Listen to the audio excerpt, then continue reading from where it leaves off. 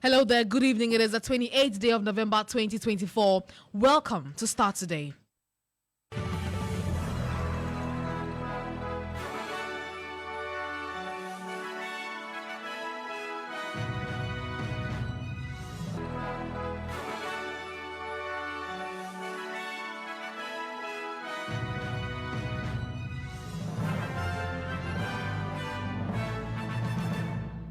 And coming up in the bulletin, with barely 9 days to the elections, we decode the trends and analyze the numbers in a region known for its unalloyed support to the largest opposition NDC.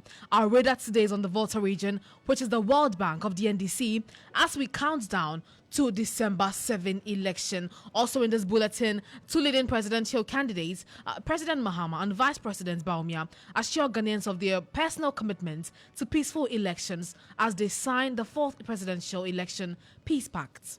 Place on record my personal commitment and that of my party, the National Democratic Congress, to the sustenance of Ghana's peace. I therefore wholeheartedly pledge my commitment to working within the rules and to collaborate with all to ensure a peaceful election. We have the details of the signing of that peace pact, plus tell you the admonition of by EC Chair Jean Mensa to political parties in the country. Our application of the three ingredients in all our operations has contributed significantly to reducing the tensions and building confidence around the Electoral Commission's processes. We have more on that for you, plus tell you what the impact of these peace pacts will have on the candidates. And later, EC beats retreat, suspends controversial directive to limit media access at coalition centers after backlash from media coalition and the general public. In our coalition, in the coalition centers, the EC has had discussions with the Ghana Independent Broadcasters Association, and we've also engaged the Ghana Journalists Association. So we have put it on hold. We will have further engagements, and we'll come up with a new policy regarding that. Meanwhile, Media Coalition wants the EC to strengthen mechanisms for media coverage during the upcoming elections to combat spread of misinformation. In essence, restricting access to the media will hurt rather than help the quest for credible media reportage of the elections, and the eventual outcome of same is to provide and improve mechanisms to facilitate the work of the media at all the levels of voting and collation of ballots. Also ahead, persons with disability share genuine fears about their safety at the polls as they recount violence incidents that led to the loss of lives in the 2020 general elections. If people are shooting guns, boom, boom, boom, boom, boom, boom, I'm a blind person, where do I run to? I'm a wheelchair user, where do I run to? They should really protect us because it's very, very important. We have the details of these and many other stories making up this 90 minutes broadcast. Do stay.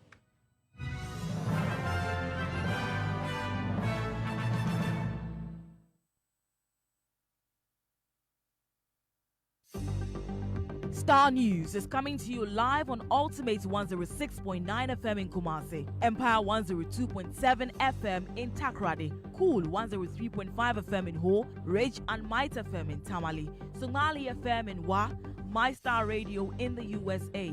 Also live on Facebook on Starr 103.5 FM and on starfm.com.gh around the world. This is Starr 103.5 FM.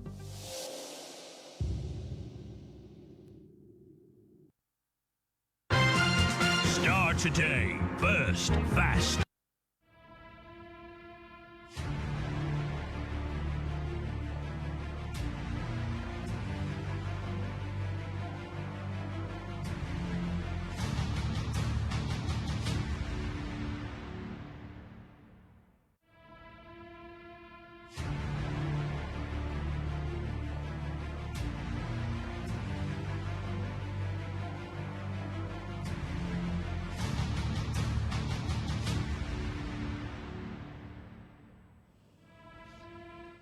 Thank you very much for your company. This is Starr today here on Starr FM. I am Tutuwaa Danso. So we begin the bulletin with the poll talk. And known as the World Bank of the NDC, the Volta region has been a fortress of unwavering loyalty since 1992. But is this foundation shifting? Will the NDC maintain its dominance, or can the NPP finally crack the electoral stronghold? Today, we decode the trends, analyze the margins, and explore how socio-economic realities might shape in the Volta region story in the upcoming elections. And to help us do this is my colleague Emmanuel Ejabing. Emmanuel, thank you very much and welcome to the poll talk. Thank you so much. Many people see the Volta region to be the World Bank of the NDC. But what if I told you before 1992 it was the World Bank of the CPP? Really? That is an interesting revelation. Because since 1951 all the way to somewhere around 1979, before 1992, you know, due to the referendum somewhere in the 1960s, it was the CPP that was largely controlling everything. In the Volta region, they started as Trans-Volta. Okay. They had some 6 constituencies out of the 38 generally we had in the nation. And then actually the very first time they had something there, it went straight to independent candidates. From there, the GCP, it has its roots from the UGCC, which has roots with the MPP. They tried there, they didn't win. The CPP dominated until the NDC decided to make inroads in there. So prior to 1992, as we all know it was the World Bank of the CPP. And then from 1992 became the World Bank of the NDC. But I mean, what could have influenced this? Is it the candidacy of Rawlings? I want to agree with that because that was actually the main thing. Okay. The main thing. Prior to that, people were fed up with the CPP. You know, after Nkrumah was overthrown, and then the coups and the rest, people were not necessarily happy with that government over there. So, if they are obviously out of the picture, it means that the front that has been formed new will be the one to take charge, and it was the NDC. But before the NDC, surprisingly enough, there are many parties that already run and they have actually won over there before the NDC. Okay. But we like to concern ourselves with the Fourth Republic, so let's just stick with the 1992s to date. 1992 to date, the Volta region has seen many shifts. From 1992, it started from being just 19 constituencies to being 26, and now it's just 18. Out of this, the MPP has managed So every now and then to only win one. Previously, prior to 1992, we had 33 constituencies. Nationally, we have 38. Okay. By 1992 onwards, the Volta region had 19. And now they have 18. You know, now OT region has been separated from them, so 8 actually out to OT region, so they are now around 18. Yes, 18. But they started off as 19 in 1992. And when we were actually 38, they had like just two actually back then. Now let's look at the dynamics now. The inroads made by the MPP and its roots, so if you go back as far back as 1951 when we started anything parliamentary, they had 0. 1969, they managed to get to the numbers 2. In 79, they got 5. And I'm not talking the MPP as a party, but I'm looking at their inroads from GCP, UGCC. From 1951 to 1979, the highest ever they could make in that particular area, the region, was 5. From 1992 to date, the highest ever they've been able to get in the Volta region is 1. Right. 1 out of the many constituencies. From 1992, where they had 19 constituencies, to 2008, where they had 2022, which they had 22 actually. The NDC had all the numbers except for 1, which constantly kept on going to the MPP. Okay. Now, 2012 to date. And which constituency? It was in this? Kwantan North. This is part of the OT region now, I believe. Yes. Okay. It's been shifted to the OT region now. In Kwantan North, it was for the, let me put quote on unquote, the MPP back then. But for now, they only have Hohoi constituency. For a third-time person who has run, John Peter Ameu, he tried 2004, 2008, he didn't get. Then he tried 2020, and he got it. He got it, beating the MPP, beating the NDC person by some 40.2% gain. in numbers share in that particular region. So he was doing somewhere around 55.3. The NDC person was doing 44.7, if I'm accurate. So that's around 10% margin difference. But if you look at the numbers since before, the numbers before Amewu joined the particular race, from 2004 2008, he was fairly doing lower numbers. From 2008 all the way to 2020, the MPP didn't manage to secure anything beyond 40% in the region, in that constituency. the whole constituency. Yes. But if you look at the MPP's performance largely in the voter region, they were making inroads, but the inroads were not enough. They started off in the 1996 with 4%. As of 2020, they've managed to get to 14%. And now they are targeting more than 20% in that particular region. But then the thing here is, if you look at the dynamics, anytime voter region voted, the NDC won. Anytime they didn't vote and they performed less than their numbers, if they went below 85, the NDC lost. Okay, we will continue shortly, but let me go over the phone lines and engage a political science lecturer, political historian, Professor Samuel Edujemfi. Prof, thank you very much for your time. We are talking about the voter region on Poll Talk this evening. As a political historian, help us understand what has been the dynamics in that region. Essentially, like we've all known generally, in a stronghold of the NDC. Yes, post 1992, we've seen a lot of occurrences over there in terms of the NDC region. It's also important that today we are also looking at OT region and all that, and demographics in terms of looking at the ethnic extractions and population, where it becomes cosmopolitan with other groupings, or if you like, loyalties, that political loyalties or ties to a very particular, a particular political party. You could look at over the years, we've seen the MPP as distinct from the CPP and the NDC with other emerging forces. And you can see that the CPP has been absorbed largely into the NDC and the MPP.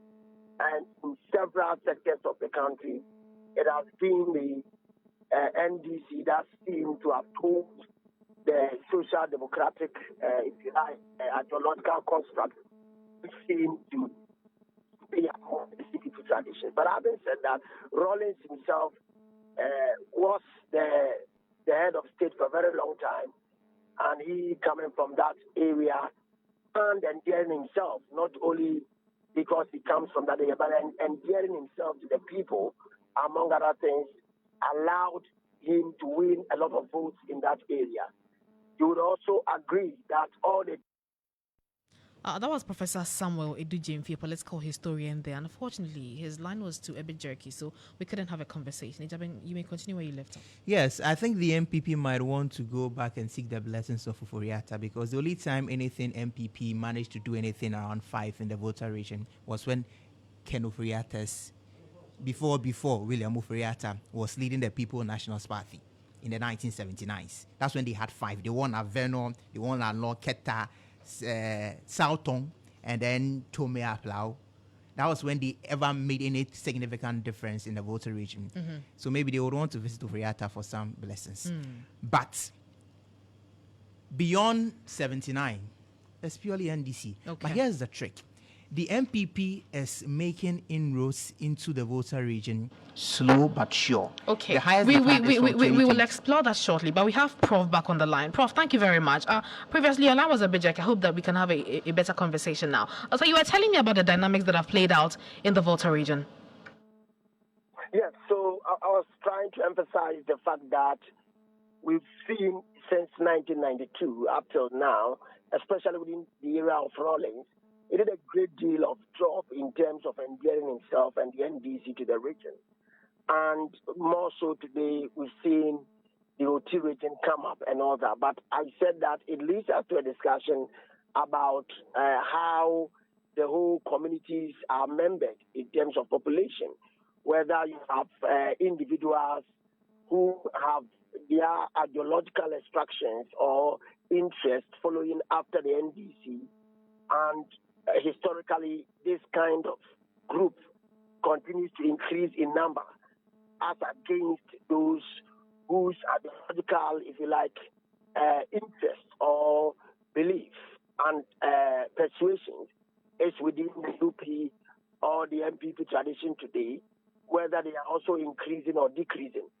It comes out when you see the number of people who are crisscrossing to different regions or different areas. So you come to Kumasi, for example, just to do a comparative analysis. You come to Kumasi and we hear of Aswase, right? And we hear of Muntaka. Muntaka is NDC. We know that Kumasi is the stronghold of the MPP. If you look at the parliamentary elections, historically, it's been MPP throughout, except for Aswase, where you see Muntaka consolidating his gains all these years.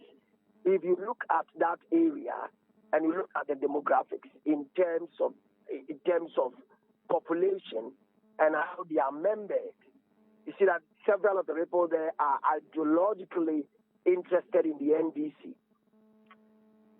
Now, Prof, help me understand one thing. I'm coming. If you do a vote count, I mean, if you do a polling station by polling station, you realize that certain areas would vote NPP because of those, the population and the kind of extraction in that area, right, as compared to the majority of the areas that vote the NDC. So the point I'm trying to advance is that it's going to be very difficult to see a sharp dynamic in the voter region in this election. We try to become quite utopian in our expectations. It's good to hope that 30 years of democracy or more, we would have gone past ethnicity and strict party affiliation voting and all that. It has not changed that much. It seems to me that the few kingmakers are in Accra, Kumasi, and maybe Tamale and Takoradi and else. But broadly, we are still within party affiliation kind of voting and largely also ethnic voting and all the other emotive style of voting as against voting based on issues. So in as much as we want to look at statistical analysis or the historical figures to make some argument, I do not think that there is any much dynamic within the voter region votes. And I do not expect to see any vast change. Yes, when there is a flip once, right, we say that it's quite experimental. So you would want to see that, okay, I mean, historically, you've seen a particular constituency having NDC throughout. And in one particular election, an MPP person won. We need to test it in another election to be sure whether there was a glitch somewhere, to be sure whether maybe even it was not properly done, or to be sure whether there were other forces beyond scientific forces at play. Prof, I mean, are you talking about the Hohoe constituency where John Peter Mewu won the election? Right. So his victory was surprising. That's the point I'm making. I'm saying that there could be other forces at play. Right. So let's see a test again. Right? Because election is science. Strong scientific premise to say that it is for reason. So, for example, if we look at of elections, then we say that, okay, candidates go about promising. Do the MP candidates also promise in the other constituencies? Candidates go about selling their manifesto and sometimes working with their flag bearer and also selling the ideas of their flag bearer. You vote for me, you vote for my flag bearer. You see performance of the MPP in terms of the flag bearer. So how get the MPP flag bearer win a West area? So let's look at the Sket and Blau situation and analyze, right? And let's look at the vote margin. So we need to understand the science of the election. That at the moment, it's a glitch, I guess, because we know that it's the NDC. Prof, kindly position yourself properly so that we can hear you. Yes, we are saying that it has vehemently won presidential elections and parliamentary public. On when there is an outlier, there is a need to probe further to investigate that to be able to right that outcome. Hello, Prof. Can you hear me? Your line was a bit jerky. No. Can you hear me? I can hear you now. Yes, what I'm saying, ascertain the scientific veracity of the outcome of that election. Test it is to see whether on the 7th of December. Right.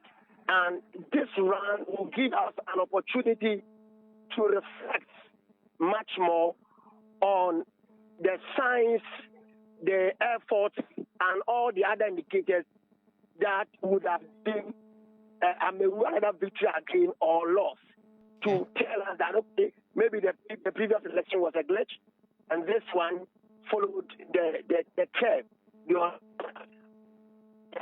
historically within the region, within that particular constituency. So that's but if you want to sum this scientifically, you would say that maybe the population, in terms of those who are there, we are beginning to have more people from different extractions who are coming from outside of the voter region, populating that area. So, more migrants coming into this constituency from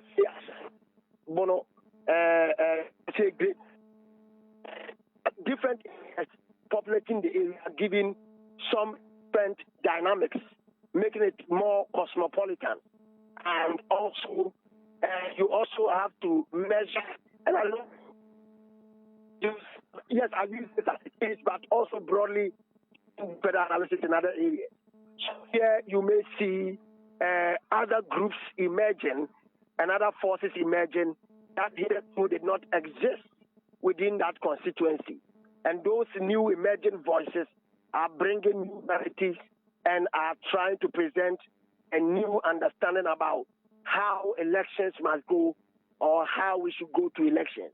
So it depends on the social dynamics that are emerging and the other intricate, if you like, things that are taking place within this constituency.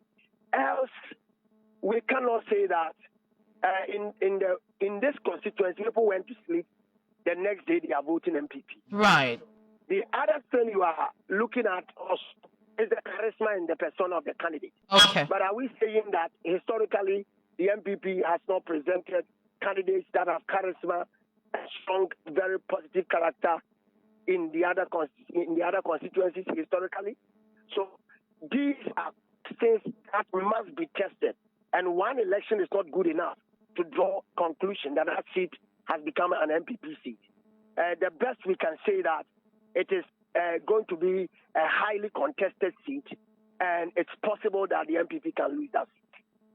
Prof, thank you very much for speaking to us this evening. I've been engaging Professor Samuel Edu Jimfi. He's a political historian with the Kwame Nkrumah University of Science and Technology. That's a very interesting one from him. He says that the Hohoe seat is a keenly contested one. And whatever will happen in December this year will be the determining factor as to whether what happened in 2020 was a glitch or it was a genuine support that people in that region wanted to express. I agree with him on so many factors, but I do not agree with him on the glitch, because if you look at the performance in that particular region, it's cat and blouse indeed. But the NDC had around 69.3% of the total votes in that particular constituency when it came to the presidential elections. Okay. So you see the MPP doing somewhere around 27.7 or 29.7. So I agree with him on that score. But the truth of the matter is that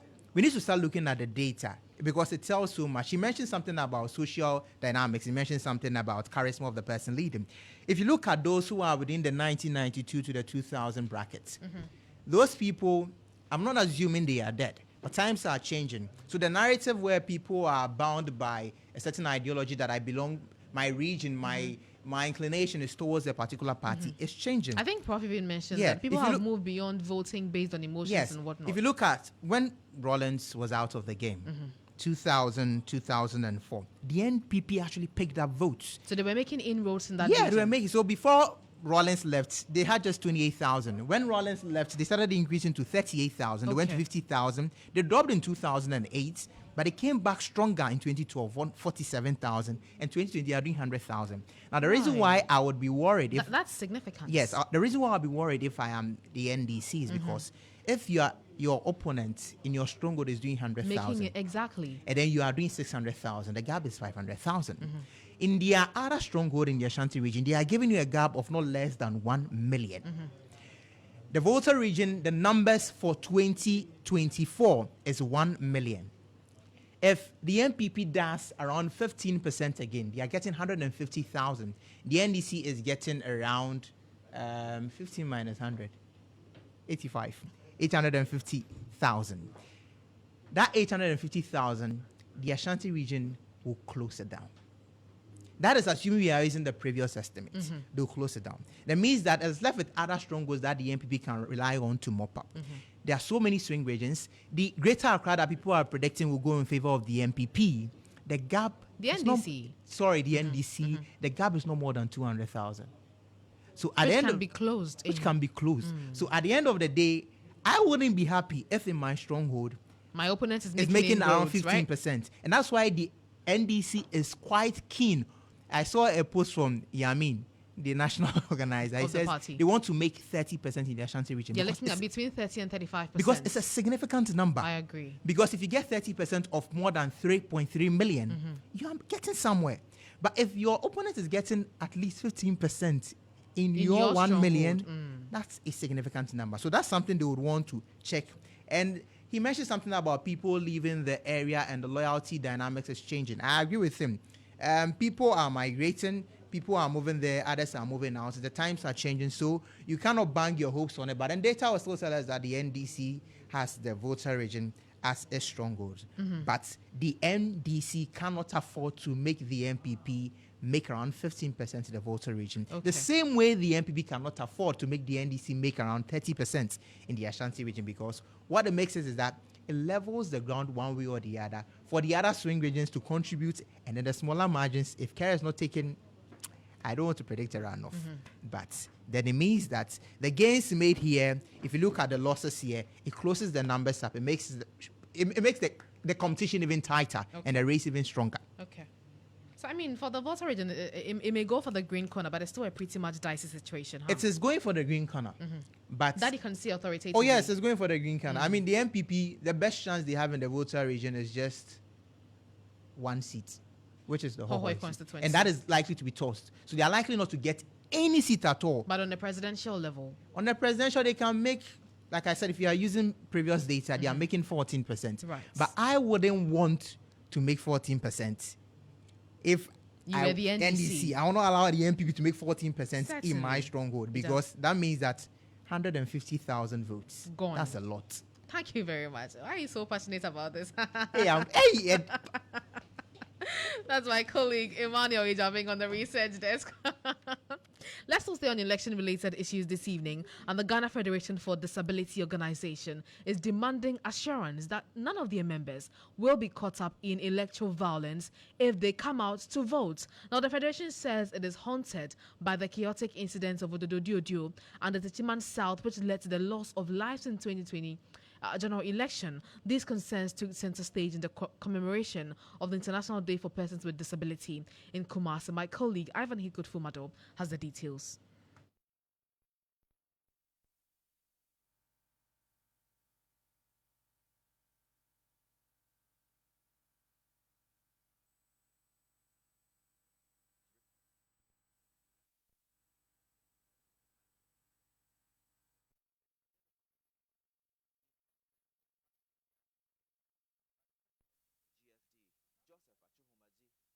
celebration of the International Day for Persons with Disability held in the Ashanti Regional Capital, Kumasi. I was talking about if people are shooting guns, boom, boom, boom, boom, boom, boom. I'm a blind person. Where do I run to? I'm a wheelchair user. Where do I run to? The last elections, violence occurred at the police stations. Not at the particular police station, but close to the place. Close to the place. So when I come to vote and I'm leaving, and people are fighting, throwing stones, throwing batons, where do I run to?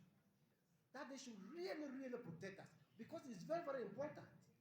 Allaying these fears, Ashanti Regional Director of the Electoral Commission, Francis Oseinsia, assured that adequate provisions have been made to ensure the accessibility and safety of all polling stations across the country. We want to assure you that our brothers and sisters here, that our polling stations are absolutely violence-free, very peaceful environment. You go to the polling station and you come home intact, 100%. You will not even lose a nail, let alone a finger.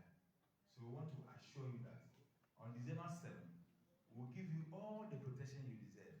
The theme for this year's IDPD, Amplifying Leadership of Persons with Disability for a Sustainable and Inclusive Future, is crucial as the nation goes to the poll to elect its next crop of leaders. President of the GFD, Joseph Achuhumazi, argues that persons with disability still face daunting challenges and discrimination in election and appointment of persons to leadership positions in the country. The gift is God-given. It doesn't matter whether you are blind, you're physically disabled, you're this and that. We have the God-given talent. Now, there are so many societal barriers preventing us from displaying our leadership. The Achampemhene of the Asante Asokore traditional area, Nana Ose Apiakubi, condemned social and cultural stereotypes that continue to inhibit persons with disability from full inclusion in society. And that one, we have to shun that attitude because they are part of us. It is not their will that they will be in that situation. So I think we have to draw them near to us. Ghana's commemoration of International Day for Persons with Disability was this year shifted forward from its conventional December 3rd date to accommodate the schedules for national elections. Reporting from Kumasi for Starr News, Ivan Heathcote-Fumado, Ultimate FM, Kumasi. Ivan Heathcote-Fumado with that report there. This is still Starr today here on Starr FM. We are back with a lot more stories after this break. Ladies and gentlemen, welcome to the round 2 of the quiz show. And these are the questions. Which party introduced the National Health Insurance Scheme? Yes, Kwete. MPP. Correct for 3 points. Which party introduced the school feeding program to provide meals for school children in primary schools? Yes, Gemfi. NPP. Correct for 3 points. Which party livelihood empowerment against poverty? LEAP. Yes, VAWA. NPP. Correct for 3 points. Which party introduced the free senior high school? That's the free SHS. Yes, Kwete. MPP. Correct for 3 points. Who has promised the youth in Kukon Kitinkiti business similar to a confirmed that flew to Burkina Faso? Yes, VAWA. John Mahama. John Mahama is also correct. Which party has constructed more roads within 8 years? Yes, Kwete. MPP. Correct for 3 points. Which government addressed the problem of getting emergency drug, blood, and vaccine delivery to remote parts of Ghana? NPP. NPP is also correct. Mention at least 3 interventions of Dr. Mahamudu Bawumia as the Vice President. Digital Property Address System, Mobile Money Interoperability, Medical Drones, Zongo Development Fund. I asked for only 3, and that's correct. Mention at least 4 interventions of John Mahama as the Vice President. Kwete. 0. 0 is correct. MPP and NDC, who has more social interventions? Bawa. NPP. NPP is also correct for 3 points. So, who will you vote for on December 7th? Dr. Mahamudu Bawumia. On December 7th, let's vote number 1. Let's vote for Dr. Bawumia. Estroho. The presidential and parliamentary elections 2024. As part of Elections 2024, the Electoral Commission will conduct a special voting exercise for security officers, media personnel, and election officials who have applied and are on the special voters register and have duties to perform on election day.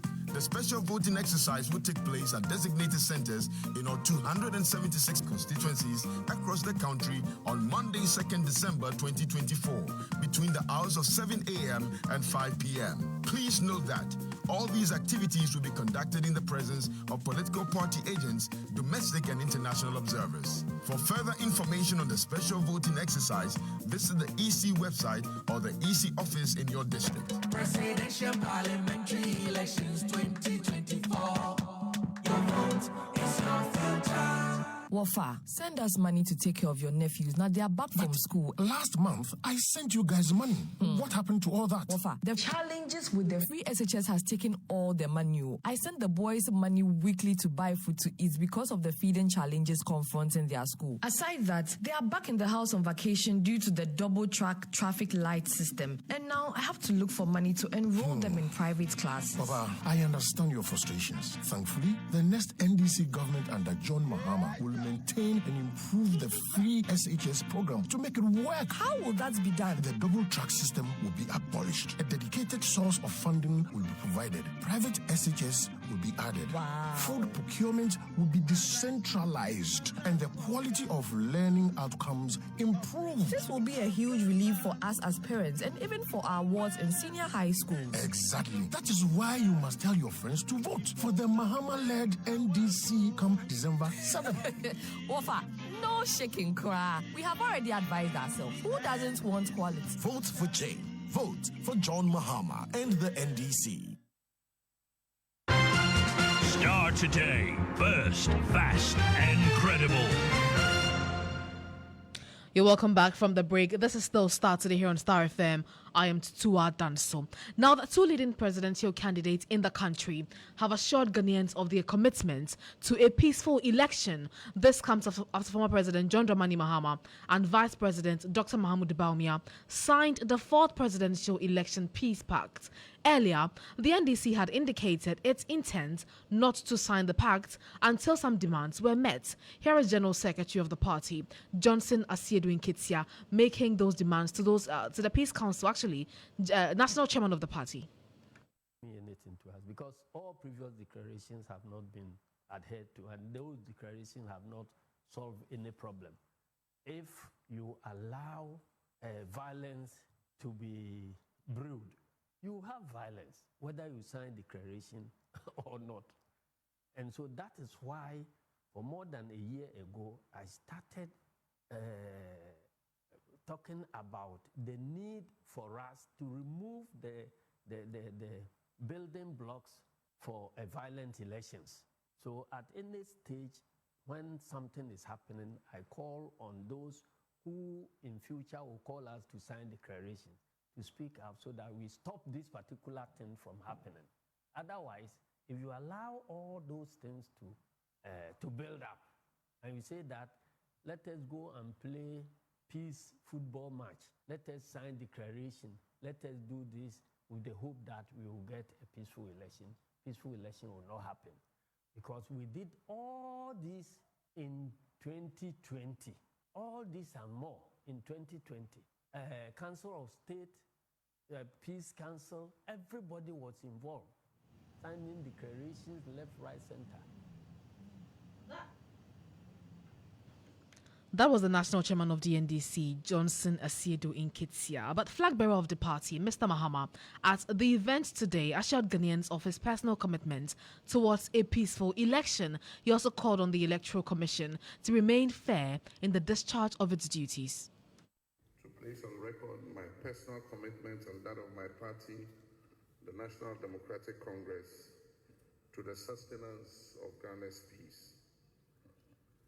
At the very outset, let me indicate that we in the NDC remain eternally committed to the building of a peaceful and prosperous country in which the aspirations of all our people can be met.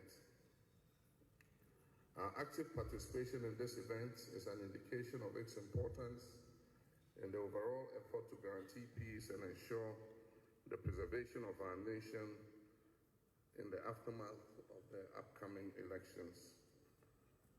We cannot emphasize enough the importance of maintaining peace throughout this process, before, during, and after Peace is the foundation upon which our democracy is built, and it is essential that we preserve it even during these critical times. We're all too aware of the devastating consequences of electoral violence in other countries. We cannot afford to traverse that same path. As patriotic citizens, we have a collective responsibility to ensure that our country remains a beacon of peace and stability in our sub-region, and we in the NDC stand prepared to play our part to achieve this. As citizens, we must recognize that our actions have consequences. While some verbal jousting is to be expected in our daily politicking, divisive language, hate speech, and inflammatory rhetoric that can incite violence should have no place. Temperance, tolerance, understanding, and respect for one another's opinions and beliefs should be the guiding principle upon which our politics is practiced. That was John Dramani Mahama, the flag bearer of the National Democratic Congress. On his part, Vice President and the NPP's flag bearer, Dr. Mahamudu Bawumia, also assured of his commitment towards a peaceful election, adding that Ghana will win at the end of the electioneering process. He also pledged to work with all stakeholders to collectively embrace a peaceful approach during the elections. We have shown that it is possible to rise above our differences and unite for the sake of our country. As we head into the December 2024 polls, the 9th presidential election in Ghana, 9 days from today, I am certain of two outcomes. Ghana will win and peace will reign. We have been here before and can prove again that Ghana is a shining example of a resilient democracy. As we approach the home stretch for the elections 2024, my plea to everybody involved in the electioneering process, including candidates, political parties, electoral officers, voters, the media, security, and the general public, is to take responsibility for ensuring peace and harmony seriously, and to demonstrate that we are not reluctant democrats. My hope, and that of the NPP, is that we will come out of this election stronger as a nation. We are hopeful all sides will take some positive steps to preserve the unity, or to create better and enduring opportunities for this future and for the future generations be guaranteed.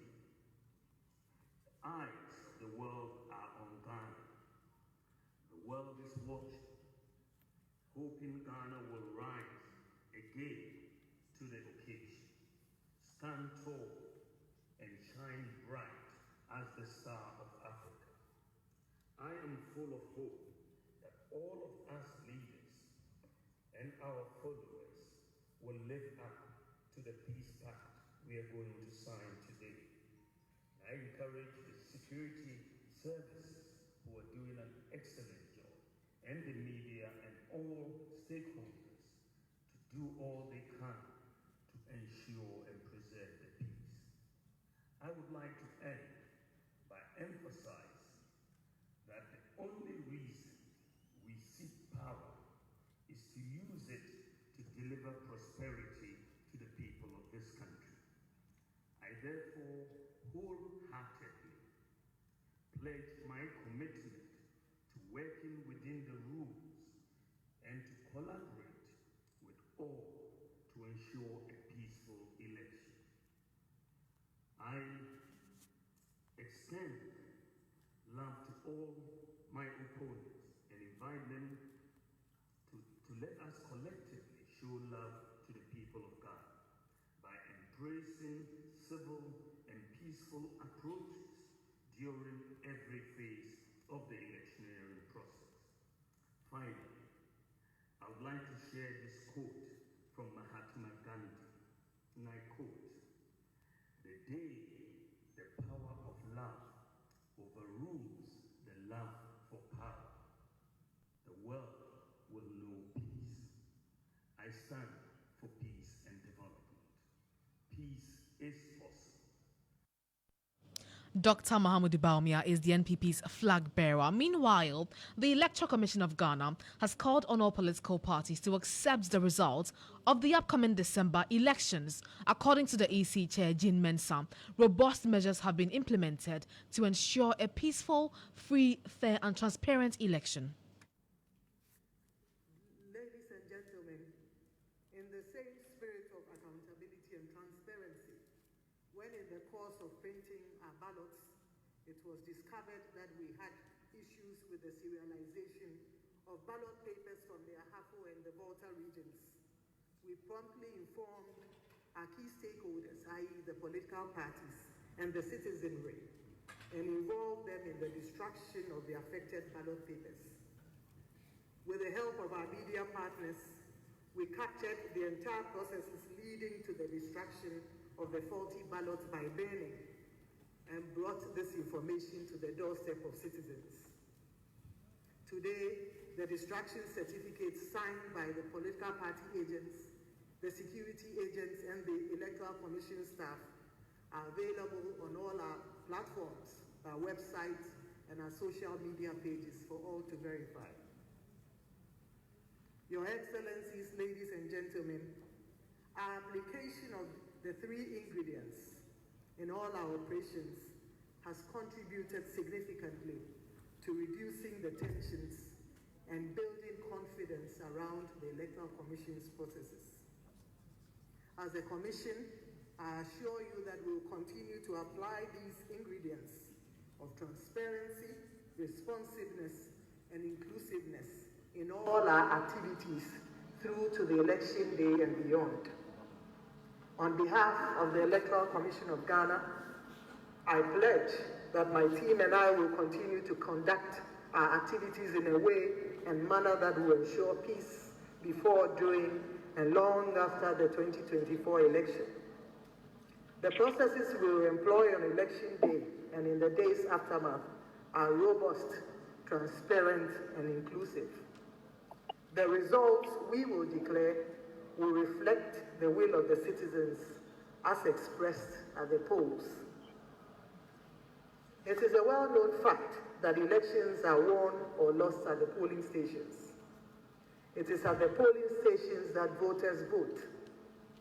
It is at the polling stations that the votes are counted. It is at the polling stations that the results are documented on the pink sheets and signed by all the agents of the presidential candidates. You just heard there, Madam Jean Mensah, the chairperson of the Electoral Commission. Let's go over the phone lines now and get some reaction on the back of this developments. And joining us on phone is Ni Amate. He's a political analyst with the University of Professional Studies. Prof, thank you very much for your time.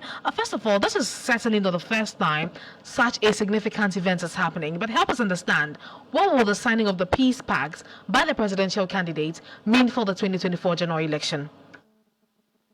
Thank you very much, and thank you for the first time pronouncing my name very, very correct. Anyway, so the idea is such peace pacts, when signed, are supposed to enable us to have a violence-free electoral process. Each person or party that appends their signature is committing themselves into telling the whole world that, look, I'm going to play my part, and therefore I'm going to ensure that there's going to be peace on my part from the beginning to the end of the election and even beyond. So I hope others will play a similar role so that we all hold on to our side of the bargain. So that is the reason we signed the peace pact. But what about the other side? If the parties that signed the peace pact, though committed by their words, do not go by their words, I mean, if they do things in order to show that they are not adhering to the peace pact that is signed. And that's where we have consequences that can be serious, that can be dire. And I'm sure you know, or maybe I should wait for you to ask that question because I'm going on perhaps ahead of myself. I am saying this because I know things have happened in Ghana, and sometimes they paint a picture of a bad nation to the whole world. We're praying that this peace pact that is signed would be and would make sure that everybody plays a role that will ensure that we maintain the peace that we have now, and we go on into the elections with the peace, and then even after the elections, we still enjoy that peace.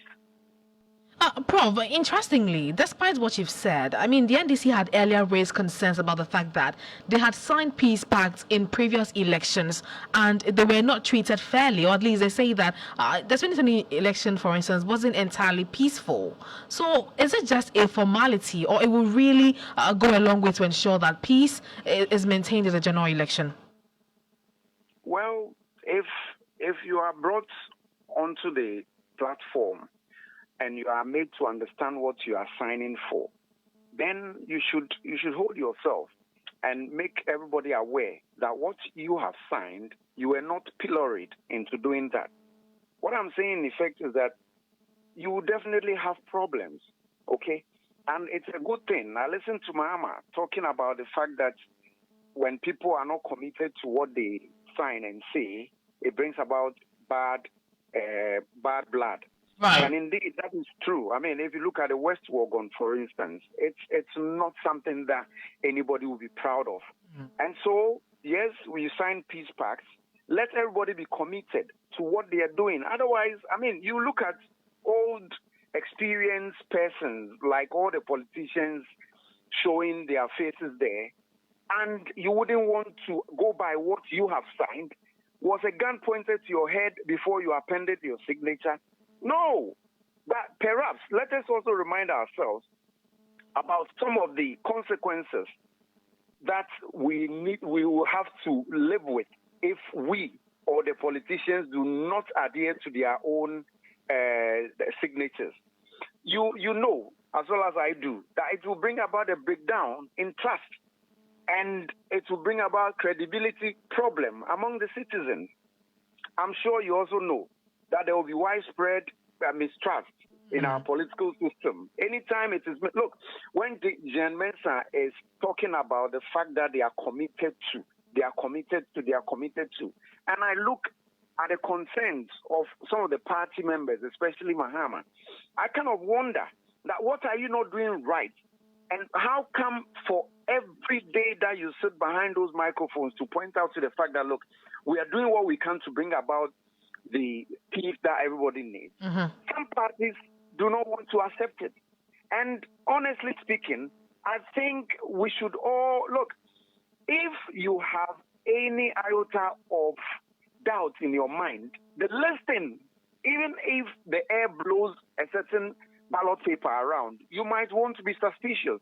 But I'm saying that let us all be clear-minded, because, look, it is on them. If they do not adhere to what they are signing to, they are going to lead us into violence, and there will be unrest. We all know that.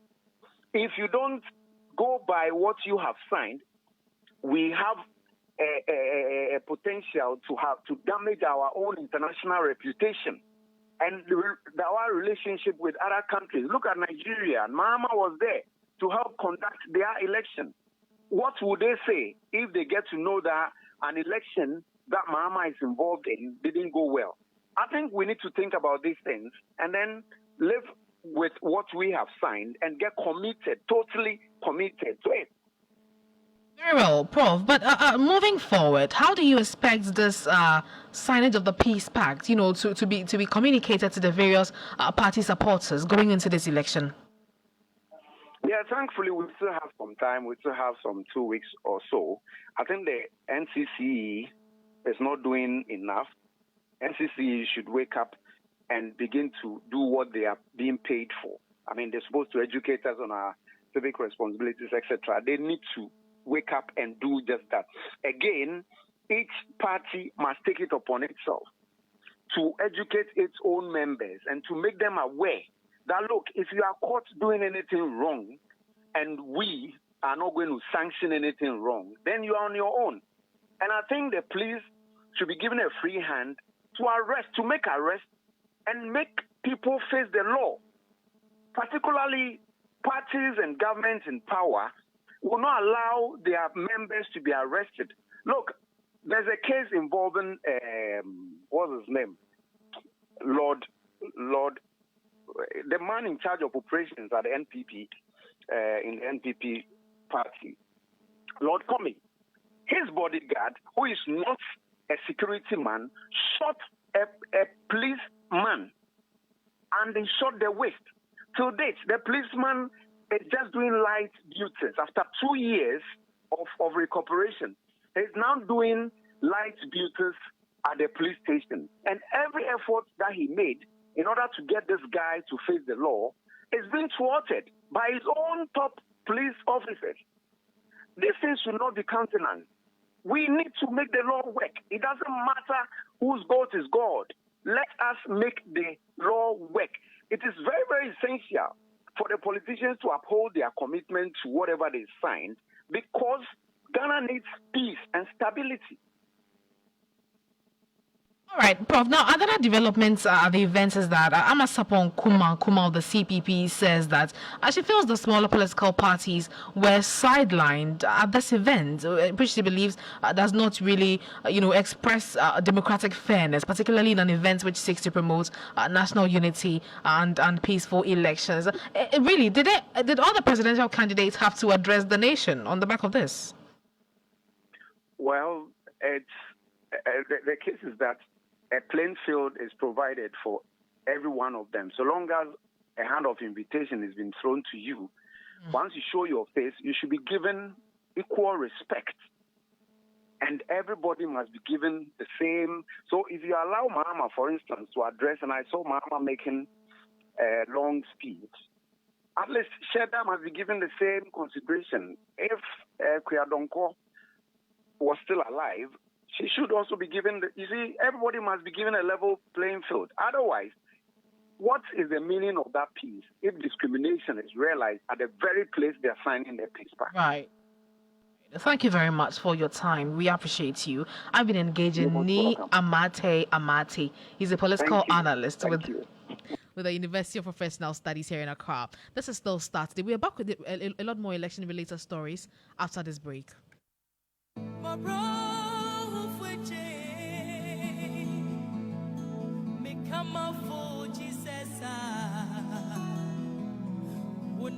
Your friend Mary Ampomado Film Fife Yase Obosumche constituency. Nyamia Dom 2016 MPP Bar Bem and a fair education by me Jina has say, Mammy, a trader, and Papa and Suya Mason. Me when you are no Munsia, Mina Mitosunsia. Senior free SHS and coming to me in good school. Nyamia Dom Metimia Co school. I am a Pam free exams hall because Medeka. Nasa metimi enya asumdue edi akọ school esunyade apa seme wasi examsa na MPP adaroma me amigina mini engineer medikan e o mabusuam enye MPP adaroma anka mentimi anko school ambe engineer enye free SHS nso adaroma anka mentimi nso ambe engineer entimi maame no mamu wasi mesramu Muma yentu aba Emma Dakba Umia December 7th Yanko Nenko to aba Yanfa Yotumi Nko ye a man paying for or Muba Mubebe ye my ye a man paying for Mojuni a Dutch a man paying for Mojuni Dutch in Chirimahu Mesramo Medamasi Muma ye Mebu Dutch home by or Bra ye to Abama number 1 December 7th to Abama Baumia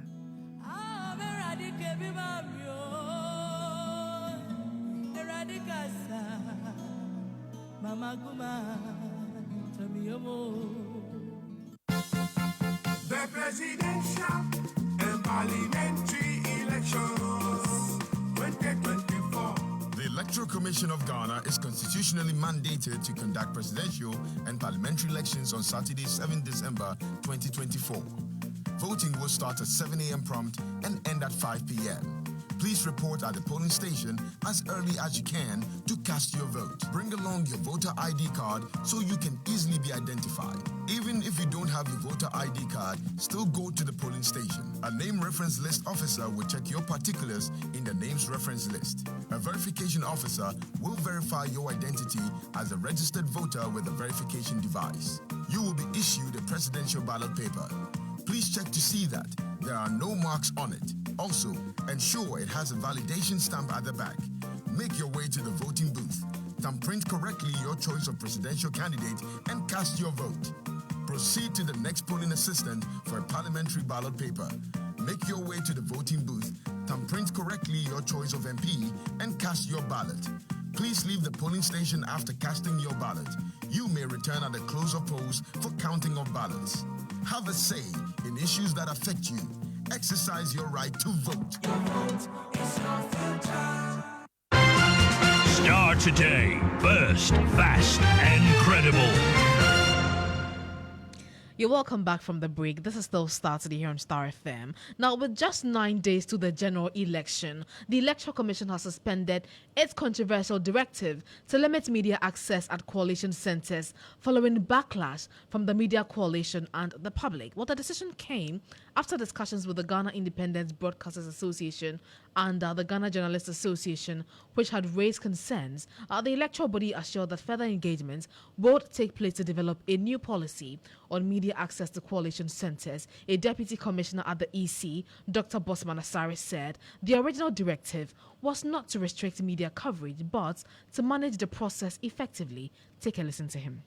Let me also state that we recently sent a memo to our regional and district officers about the media houses to work in the coalition centers. We thought we had sent this information to only our officers. Apparently, that information got into the public domain. And many people have said, oh, why are you restricting the media in our coalition, in the coalition centers? The EC has had discussions with the Ghana Independent Broadcasters Association, and we've also engaged the Ghana Journalists Association. So we have put it on hold. We'll have further engagements and we'll come up with a new policy regarding that.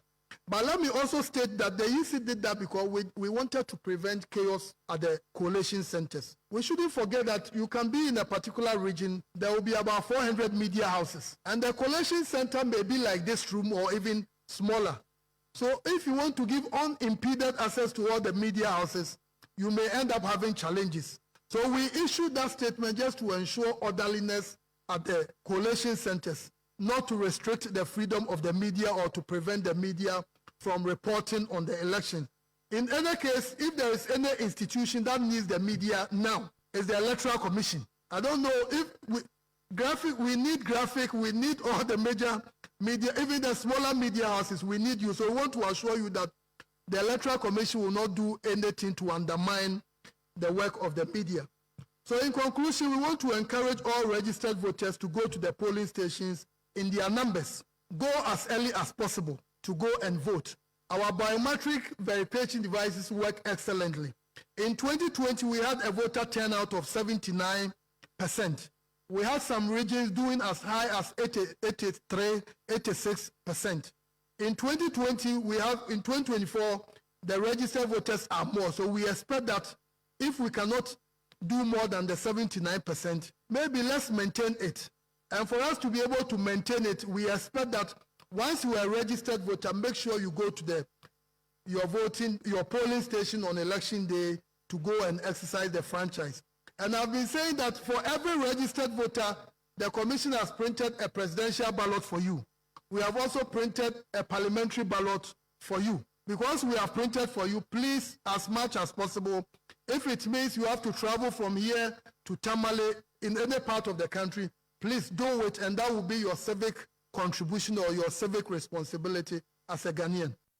Dr. Bosman Asare is a deputy commissioner at the Electoral Commission. Meanwhile, the Media Coalition is urging the Electoral Commission to enhance mechanisms for media coverage during the December election to help combat the spread of misinformation and disinformation. According to the coalition, restricting the number of media outlets could force those that are allowed to rely on potentially unreliable sources, which may compromise the integrity of the elections. Addressing the media, President of the Ghana Journalists Association, Albert Kwabena emphasized that such measures would ensure credible media reportage of the elections and accurate reflection of the outcome.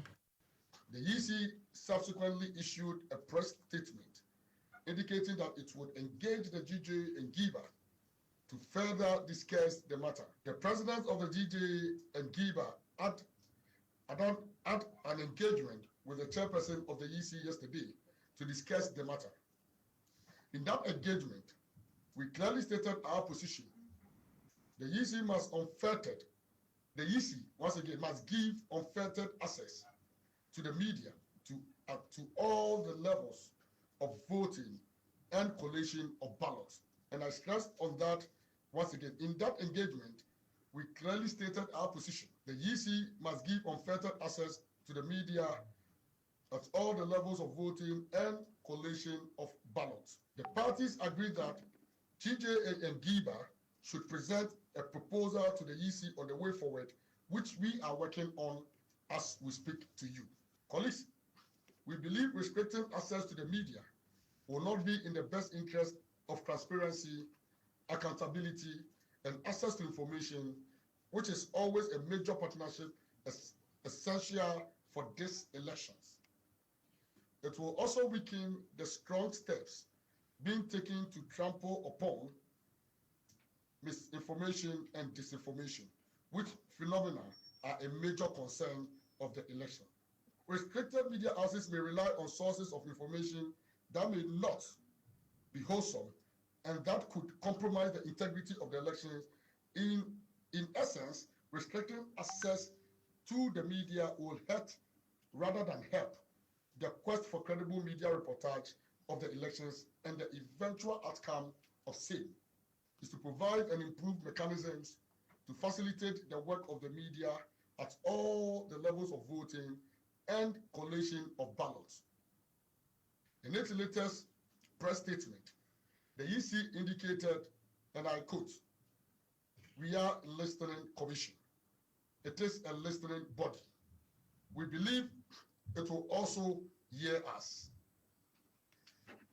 We hasten to add that we have had very cordial relations with the EC just this past Tuesday and Wednesday. The GJ, with the kind support of the EC, organized 2 zonal training workshops for Albert Kwabena is the president of the Ghana Journalists Association. But I leave you with this interview that was had earlier on Morning Star with my colleague Na Dede Tete and Beatrice Annan, who is a deputy spokesperson for the John Dramani Mahama campaign. Earlier this morning, I beg your pardon. I'm Tutuwaa Danso. And this bulletin was produced by Echo Annan and Benjamin Saki. Emmanuel and Joey made the stream a possibility. I'll take a listen to the interview now. How has everything been? We had 9 days to the elections. Yes, we are 9 days to the election. And I think that I want to use this medium to thank the people of Ghana across the 16 regions of Ghana. We are just left with Ashanti region. Mm-hmm.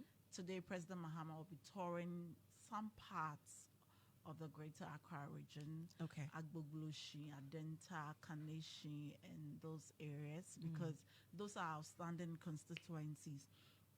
And there is one thing, I don't want to use the word unanimous, but there is one thing that is consistent in all the 16 regions, and that is the fact that people are tired, that this government has failed, that practically the expectations of many people were not met, that many people are suffering. There is that commonality. So it's not just in Accra for you to say that, oh, Accra is difficult or Accra stay by plan. But this is quite something that is in all 16 regions. And you expect that maybe you have some people saying that, oh, things are better, and others saying that things are bad. No. You have many young people who have the expectation of looking for jobs. You have many families who cannot keep up with expenditure.